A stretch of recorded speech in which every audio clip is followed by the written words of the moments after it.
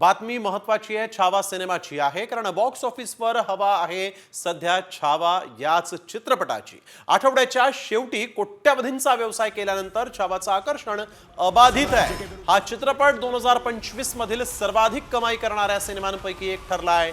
छावानं जगभरात 300 कोटींची कमाई केली आहे, तर भारतात पहिल्या आठवड्यात छावा या सिनेमानं 200 कोटींचा टप्पा पार केलेला आहे। छावा सिनेमाची जगभरात 300 कोटींची कमाई झाली आहे। हमें हराने वाली हर कोशिश को मारेंगे, पूरा करके ही छोड़ेंगे। जय भवानी। तुम्ही गूगल पे वापरत असाल तर ही बातमी तुमच्यासाठी फार महत्त्वाची आहे। गूगल पे वापरणाऱ्यांना मोठा झटका बसणार आहे, कारण आता डेबिट क्रेडिट कार्डवरून बिल पेमेंट केल्यास शुल्क भरावं लागणार आहे।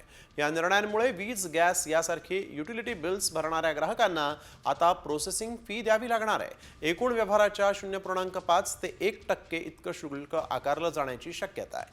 मात्र QR कोड स्कॅन करून थेट बँक खात्यात पैसे ट्रान्सफर करण्यावर कोणतंही शुल्क आकारलं जाणार नाही। डेबिट क्रेडिट कार्डवरून बिल पेमेंट केल्यास शुल्क लागेल। GST सह 0.5 ते 1% इतकं शुल्क आकारलं जाणार। मोबाईल रिचार्ज पासून सर्व बिल पेमेंट महागणार आहेत। वीज, गॅस, पाणी बिलासाठी प्रोसेसिंग फी द्यावी लागणार। QR कोडवरून थेट बँक खात्यात पैसे पाठवल्यास शुल्क नाही।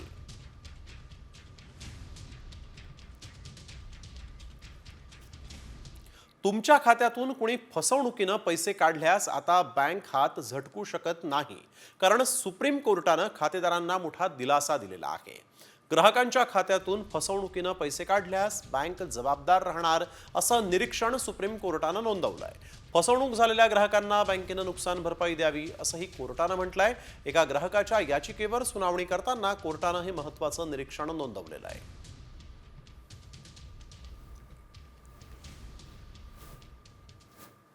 पूर्वीच्या काळी कसं होतं, तुमच्या अकाउंटला कुठलाही सायबर अटॅक झाला, तुमचे पैसे गेले की बँका त्या ग्राहकाला सांगायचे की तुम्ही पोलीस केस करा।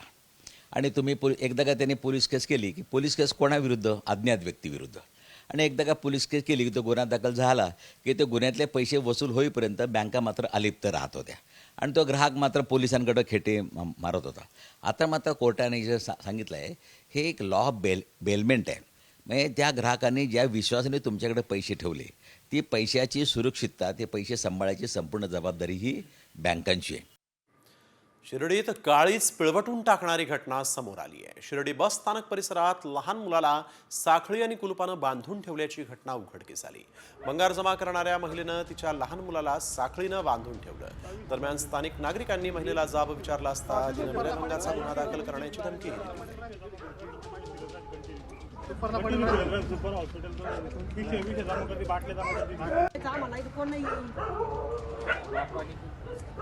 या कोपऱ्याच्या ग्रीलला की तिथं एक 8 महिन्याची मुलगी आणि 4.5 वर्षाचा मुलगा साखळी कुलपात बांधून ठेवायची। आम्ही काही जण तिला म्हटलं, अरे योग्य नाही असं नाही, तर ती स्त्री आम्हालाच धमक्या देत होती। 4-5 महिन्यापासून असं करायची आणि मी वारंवार त्यांना त्या सूचना दिल्या होत्या। तर आपण बघतोय, लहान मुलाला साखळीनं बांधून या महिलेनं नेमकं का ठेवलं याचं उत्तर अद्यापही समोर आलेलं नाहीये। परंतु शिर्डी बस स्थानक परिसरातली ही घटना काळीच पिळवटून टाकणारी आहे, कारण या लहानग्याला या साखळीनं बांधून ठेवल्यामुळे धड उभंही राहता येत नव्हतं। लहान मुलाला साखळीनं बांधणारी ही आई तिनं असा निर्णय का घेतला?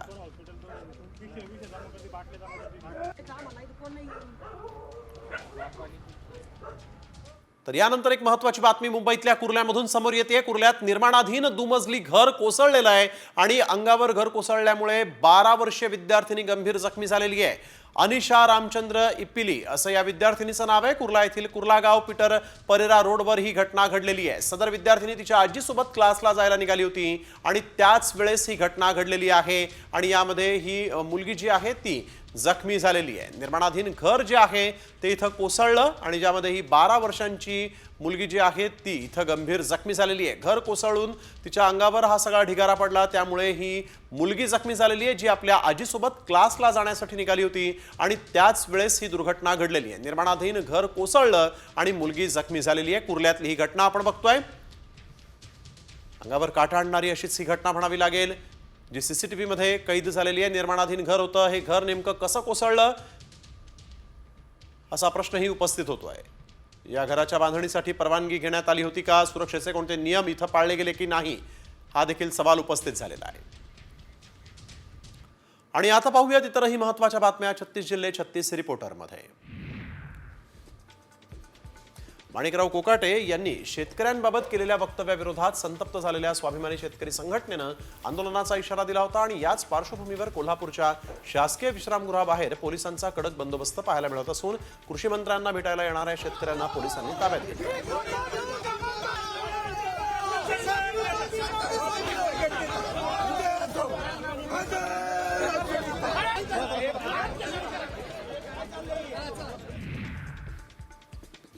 सावित्रीबाई फुले पुणे विद्यापीठाच्या जेवणामध्ये किडे सापडले आहेत आणि यावर आक्रमक झालेल्या अखिल भारतीय विद्यार्थी परिषदेच्या कार्यकर्त्यांनी मेस चालकाला जाब विचारून मेस बंद केलेली आहे। विद्यार्थ्यांकडून वारंवार तक्रार करूनही कारवाई करण्यास टाळाटाळ केल्याचा आरोप या विद्यार्थ्यांनी केला आहे।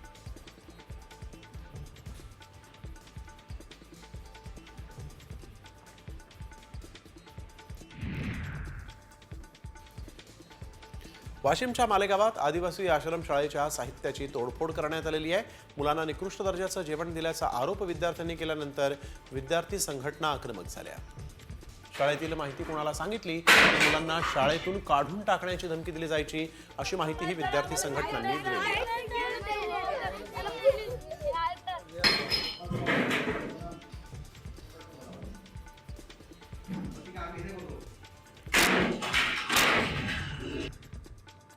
अकोल्यात एका घरात अचानक 35 रानडुकरांचा कळप शिरल्यामुळे घरच्यांची चांगलीच धावपळ झाली। अकोल्यातल्या पातूर तालुक्यातल्या पिंपळखुटा गावात ही घटना घडली। रानडुकरांच्या हल्ल्यात एक मुलगा जखमी झालाय। दरम्यान रानडुकरांना घरात बंद करण्यात आलं असून वन विभागाचे कर्मचारी ही घटनास्थळी दाखल झाले।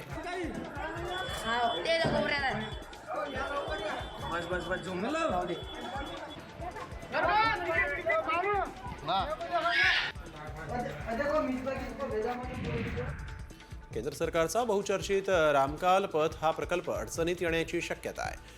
परिसरातील काही वाड्यांचे प्रश्न प्रलंबित असल्यामुळे कायदेशीर अडचणी येत आहेत।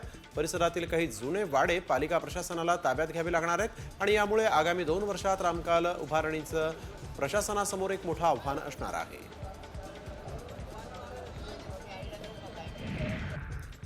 अमरावतीत शेकडो सार्वजनिक बांधकाम कंत्राटदारांनी काम बंद आंदोलन केलेलं आहे। अमरावतीच्या 5 जिल्ह्यातील कंत्राटदारांचे 2700 कोटी रुपये थकल्यानं आंदोलन करण्यात आलं। आंदोलनाच्या स्थळी कंत्राटदारांनी भजन कीर्तन गात आंदोलन केलेलं आहे।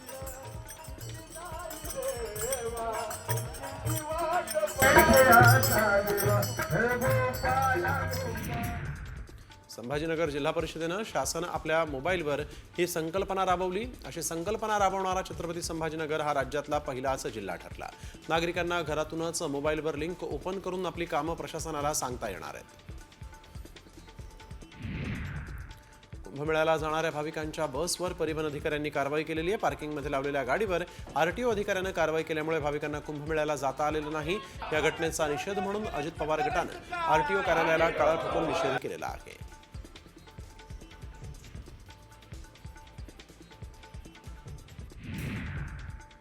शहादा डोंगरगाव रोडवर भीषण अपघात झालेला आहे। या अपघाताचं गांभीर्य लक्षात घेत प्रशासनानं डोंगरगाव रस्त्यावर गतिरोधक बसवण्याचं काम हाती घेतलेलं आहे। गतिरोधक बसवल्यामुळे नागरिकांमध्ये समाधान व्यक्त होत आहे, मात्र मायलेकांचं बळी गेल्यामुळे प्रशासनाला जाग आली का, असाही प्रश्न आता नागरिकांनी उपस्थित केला आहे।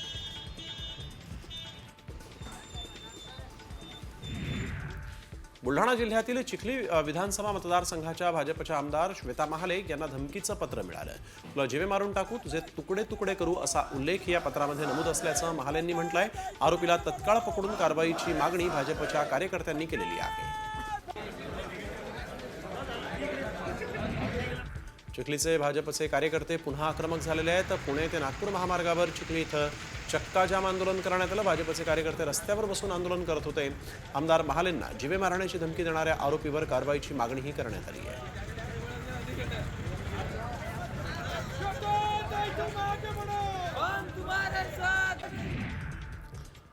प्राप्तिकर विभागानं पुणे महापालिकेच्या कर्मचाऱ्यांकडून TDSची तसंच आधार आणि पॅन लिंक न केल्यानं त्याचा दंड वसूल करायला सुरुवात केली आणि यामुळे कर्मचाऱ्यांचे धाबेदन आणले आहेत. ही रक्कम हजारांपासून 1.5 लाखांच्या घरात आहे. दंड वसूल करू नये तसंच महापालिका प्रशासनानं पगार अडवू नये अशी मागणी आता PMC एम्प्लॉईज युनियननं केलेली आहे. मनपा कर्मचाऱ्यांना दंड वसुलीचा हा फटका बसतोय.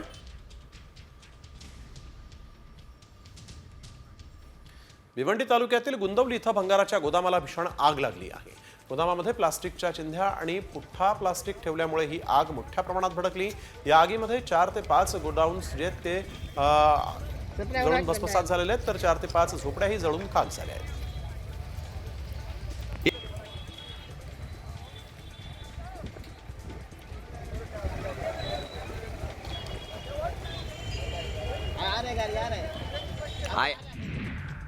कांजूर पूर्वच्या कारशेडच्या मोकळ्या जागेमध्ये गवताला भीषण आग लागली होती. या आगीमुळे धुराचे लोट पसरले. ही आग इतकी भीषण होती की धुराचे लोट कांजूर तसंच भांडूप परिसरामध्ये पसरले होते.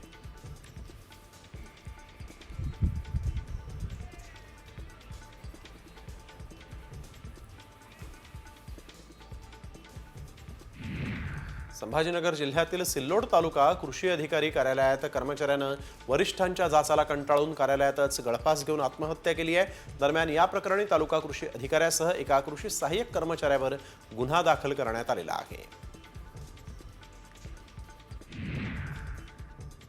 जालन्यामध्ये अंबडमध्ये बसचा ब्रेक फेल झाला आणि त्यामुळे अपघात झाला. या अपघातात 2 प्रवासी ठार झाले असून 4 जण जखमी आहेत. चालकाचं नियंत्रण सुटल्यामुळे बस थेट प्लॅटफॉर्मवर शिरल्यानं हा अपघात झाला. या प्रकरणी पोलिसात गुन्हा दाखल झाला आहे.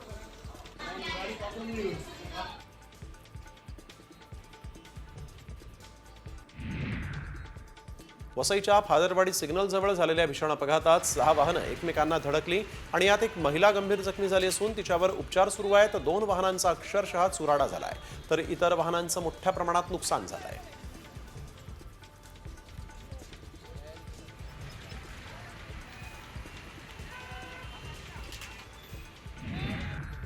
मुंबईत बांगलादेशींविरुद्ध पोलिसांनी एक मोठी कारवाई केलेली आहे. एकाच वेळी मुंबईतून 27 बांगलादेशींना पेपरच्या अटक पहिल्याच करण्यात आलेली दिवशी आहे. आज राज्यामध्ये काही ठिकाणी पेपर फुटल्याची घटना घडली, तर काही ठिकाणी अगदी कॉप्या मोठ्या प्रमाणात पुरवण्यात आल्या. पोलिसांसमोर हा सगळा गोंधळ सुरू होता. शालेय शिक्षण मंत्री दादा भुसे आता आपल्या सोबत आहे. दादा, पहिल्याच दिवशी जालन्यामध्ये पेपर फुटल्यानंतर तो पेपर फुटला नाही नाकारण्यात आलं. आता 3 संशयितांना ताब्यात घेतलं या सगळ्यात.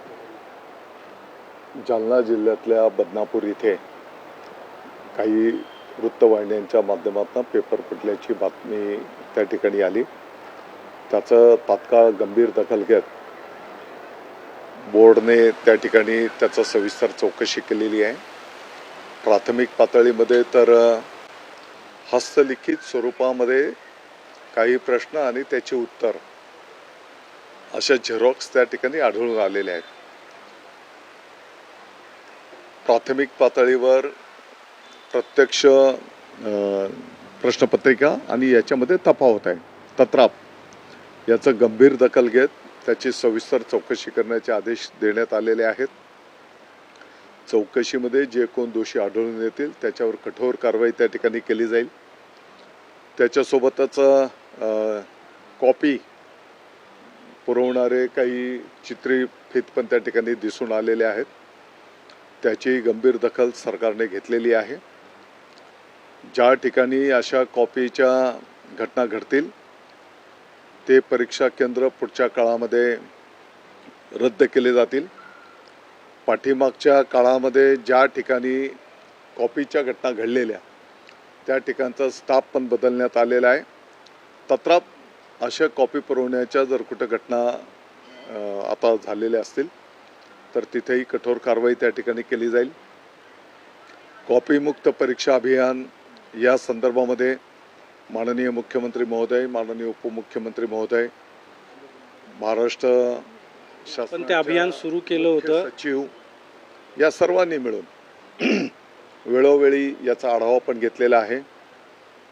पोलीस प्रशासन, महसूल विभाग, ग्रामविकास विभाग, शिक्षण विभाग या सर्वांच्या विद्यमाने कॉपीमुक्त परीक्षा अभियान राबवलं जात आहे. पहिल्याच दिवशी दादा साम टीव्हीने सर्वात आधी हा सगळा प्रकार दाखवला. कशा पद्धतीने प्रश्नपत्रिका जी आहे ती अवघ्या 15 मिनिटात त्या ठिकाणी बाहेर झेरॉक्सच्या दुकानावर आली. अगदी 20-20 रुपयामध्ये त्या प्रश्नपत्रिका उत्तरपत्रिकांचं सेट होतं. नाही, मला वाटतं की मी आपल्याला या प्रश्नाचं उत्तर देताना सांगितलं की प्राथमिक पातळीवर तर त्याच्यामध्ये काही तफावत आढळून येते आहे. हस्तलिखित स्वरूपामधले ते मुद्दे आहेत. तत्राप एक थोडासा वेळ द्या, त्याची सविस्तर चौकशी केली जाईल आणि त्या चौकशीमध्ये जो कोण दोषी असेल त्याच्यावर कठोर कारवाई केली जाईल. पहिलाच पेपर होता. मराठी भाषा आपली मातृभाषा आहे. आज मराठीच्याच पेपरच्या दिवशी इतक्या मोठ्या प्रमाणात अशा पद्धतीने पेपर फुटणं किंवा कॉप्या पुरवलं जाणं म्हणजे एकूणच आपला शिक्षण पद्धती जी आहे किंवा शाळेमध्ये शिकवलं जात नाही का की विद्यार्थ्यांना मराठी भाषेसाठी देखील कॉपी करावी लागते. बघा, साधारणतः 1-1.5-2 महिन्यापूर्वीपासून कॉपीमुक्त परीक्षा अभियान या संदर्भामध्ये नियोजन केलं गेलं. जसं मी सांगितलं, मुख्य सचिवांनी पण सर्व विभागांच्या प्रमुखांच्या बैठकी संपन्न केल्या. अगदी जिल्हा पातळीवरचे जे वरिष्ठ अधिकारी आहेत त्या वरिष्ठ अधिकाऱ्यांची पण बैठक VC द्वारे संपन्न झालेली आहे. तत्राप कुठेही अशा घटना झालेल्या असेल तर जे कोण घटना असं करत असतील त्यांच्यावरही कठोर कारवाई केली जाईल. त्याच्यासोबतच पुढच्या काळामध्ये या गोष्टींची नोंद घेत ती परीक्षा केंद्र कायमस्वरूपी रद्द केली जातील. पोलिसांसमोर काही ठिकाणी कॉप्या पुरवल्या जात होत्या. जे कोण जबाबदार असेल त्यांच्यावर कारवाई केली जाईल. एकूणच आज पहिलाच पेपर होता 10वीचा. आणखी पुढचे पेपर बाकी आहे. आता पुढे कशा पद्धतीने आपण खबरदारी किंवा काळजी निश्चितपणे याच्यातनं आम्ही आणखी सुधारणा करू. ज्या ठिकाणी अशा घटना घडलेल्या असतील त्या ठिकाणी जास्तीचा पोलीस बंदोबस्त असेल आणि वरिष्ठ अधिकाऱ्यांना पण त्या ठिकाणी कडक धोरण स्वीकारण्याच्या संदर्भामध्ये सूचना केल्या जातील. काही ठिकाणी शिक्षकांना दमदाटी करून टवाळखोरांकडून कॉप्या पुरवल्या जात होत्या. ज्या ठिकाणी अशा घटना घडलेल्या आहेत त्याची गंभीर दखल शासनाने घेतलेली आहे आणि त्या सर्व ठिकाणी कठोर कारवाई केली जाईल. धन्यवाद दादा.